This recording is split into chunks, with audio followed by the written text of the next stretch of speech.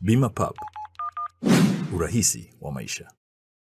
Na Simba mfululizo kama unakumbuka, lakini walipaa watu. Shukrani bwana. Kikosi cha Simba ndicho hiko kinaondoka kutoka uwanja wa Benjamin Mkapa, na kama ambavyo unasikia wakiwa wanazomewa na baadhi ya mashabiki ambao wako hapa katika uwanja huu wa Benjamin Mkapa, na hii ni mara baada ya dakika 90 kumalizika na Simba kupoteza kwa mabao mawili kwa sifuri dhidi ya Dar es Salaam Young Africans, watani zao ambao wameibuka mabingwa kwa mara ya 4 mfululizo wa ligi kuu soka Tanzania bara, na likiwa ni siku chache kuelekea katika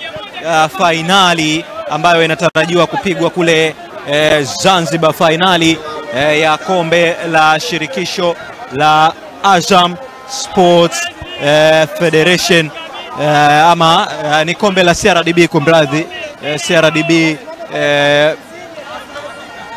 ambao unakwenda kupigwa tarehe 29 kule visiwani Zanzibar. Na hao ni mashabiki ambao wanaendelea kutoka hapa katika uwanja wa Benjamin Mkapa.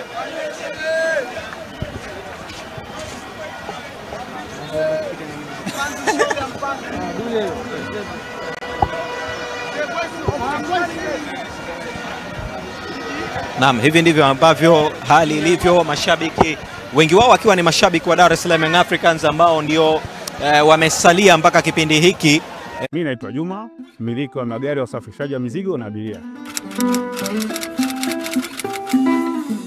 Natumia Bima Pub kwa sababu inaruhusu kuweka TIN namba yangu wakati wa kununua bima.